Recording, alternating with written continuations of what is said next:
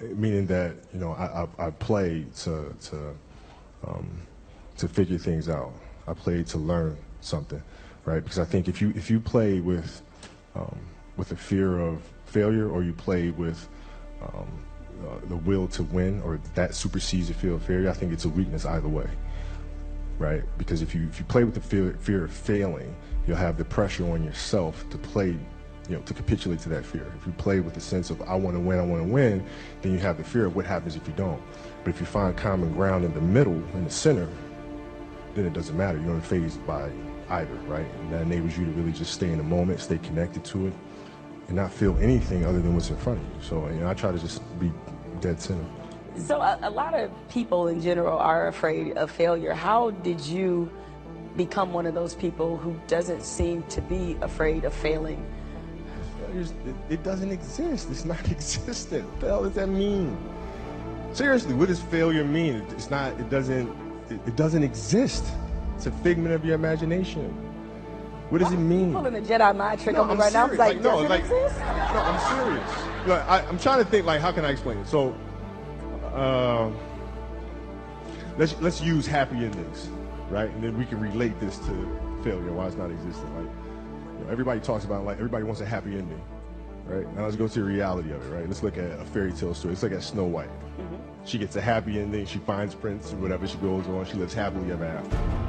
Well, I call bullshit, man, because 2 months later, the fact is they had an argument and he's sleeping on the couch. Right? So the point is, the story continues. The story continues. So if you fail on Monday, the only way it's a failure on Monday is if you decide to not progress from that, right? So to me, that's why failure is not existent. Because, you know, if I fail today, okay, I'm gonna learn something from that failure, and I'm gonna try again on Tuesday. I'm gonna try again on Wednesday. So it doesn't exist. You know what? Should my ratings go in the tank? That's exactly what I'm gonna say to the bosses. Hey, it doesn't exist. Yeah, but you know what? We should try it again on Thursday. If your ratings go in the tank, and you know, which they won't, but if they did, you had learned a valuable lesson. You had learned a bunch of ways of how not to make a show that sucks.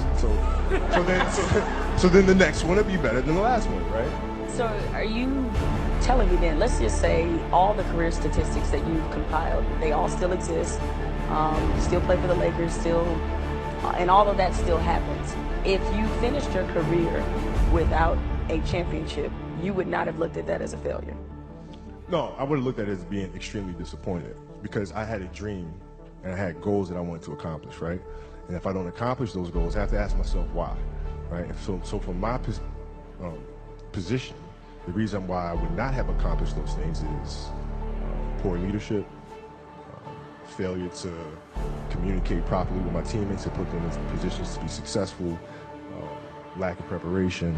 You know, all those things would be reasons why I don't win, right? So now, if that was the case, and in my career, I have to sit and I have to analyze that, and then as I move and I evolve, you know, post basketball into business or whatever, those same weaknesses are going to reveal themselves there, right? So if I don't learn from that, I'm going to struggle here too, right? So I can take those situations and learn from those and have them, you know, make me a better person later in life. But if I don't take that stuff and apply that someplace else, then that's failing, which to me is the worst possible thing you could ever have, is to stop and to not learn. So Kobe has created